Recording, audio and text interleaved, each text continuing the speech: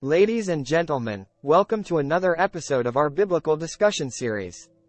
Today, we will be exploring the meaning and significance of Matthew chapter 16, specifically verses 5 to 12. I'll be taking you through this passage, so sit back, relax, and let's dive in. Matthew chapter 16, verses 5 to 12, presents an intriguing exchange between Jesus and his disciples. Let's begin. When the disciples reached the other side, they had forgotten to bring any bread. Jesus said to them, "Watch and beware of the leaven of the Pharisees and Sadducees." And they began discussing it among themselves, saying, "We brought no bread." But Jesus, aware of this, said, "O you of little faith, why are you discussing among yourselves the fact that you have no bread?" Jesus starts by warning his disciples about the leaven of the Pharisees and Sadducees. Now, leaven, here is a metaphor for corruption or false teachings.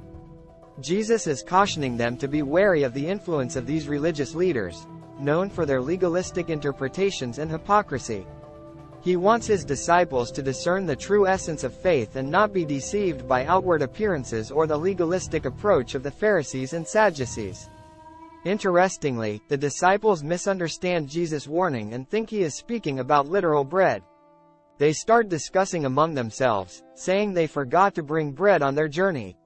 But Jesus, perceiving their confusion, responds with a gentle rebuke, saying, "O you of little faith, why are you discussing among yourselves the fact that you have no bread?" Jesus takes this opportunity to teach them a valuable lesson. He reminds them of the miracles he has performed, like feeding the multitudes with a few loaves of bread. He questions their lack of faith, urging them to trust in God's provision rather than worrying about physical bread. The main message here is twofold. First, Jesus warns against the corrupting influence of false teachings and practices. He encourages his disciples, and us, to discern the true essence of faith and not be swayed by external appearances. Second, he emphasizes the importance of Havi,